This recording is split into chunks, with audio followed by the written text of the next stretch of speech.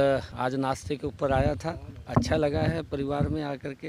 परिवार के सभी सदस्यों को आज मिलना हुआ है और आने वाला जो समय है उस समय के अंदर हम 10 की 10 लोकसभा की सीटें बड़ी मजबूती से जीतेंगे। कमल का फूल खिलेगा।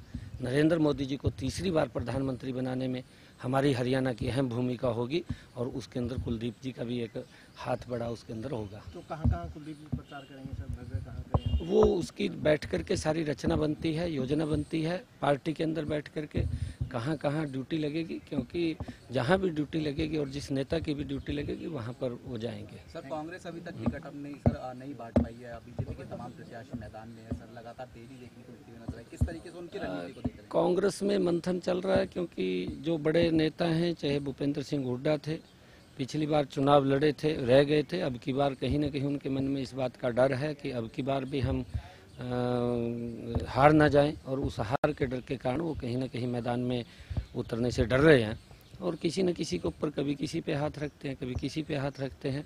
और हमारा युवा है, भव्य, आगे आ जाओ भव्य जी, भव्य हमारा ये युवा है, आने वाले समय का नेता है हमारा। और मिलकर के हम मजबूती से 10 की 10 लोकसभा की सीटें, और करनाल में भी एक कमल का अंक शुभ होता है और 11 के 11 कमल के फूल खिलेंगे और नरेंद्र मोदी जी देश के तीसरी बार प्रधानमंत्री बनेंगे और वहाँ पर भी कमल का फूल खिलेगा। आपका नामांकन 6 को रहेगा ना सर? 6 तारीख को। सर, कांग्रेस के मैनिफेस्टो को लेकर लगातार चीजें वो देखने को मिलती है। प्रधानमंत्री ने निशाना साधा कि मंगलसूत्र लेने तक का जो काम है वो कांग्रेस कर देगी। सर, विरासत टैक्स को लेकर भी कांग्रेस के नेताओं का बयान निकल कर बयान दिया विरासत टैक्स वाला सर। देखिए, क्योंकि उनकी सोच रही है, जिस प्रकार का उनकी सोच है वो जगजाहिर हो जाती है। जो उनका हिडन एजेंडा है, उन्होंने जो मैनिफेस्टो के अंदर दिया है वो भी देश के सामने आया है। जिस प्रकार का उन्होंने कहा है और उनकी सोच दर्शाती है। वो एक वर्ग की बात करते हैं, मोदी जी 140 करोड़ लोगों की बात करते हैं कि हमारा जो कार्य होगा वो देश के 140 करोड़ लोगों के लिए होगा, और वो कहीं ना कहीं एक विशेष वर्ग को आगे ध्यान में रख करके उसके ऊपर की बातें करते हैं।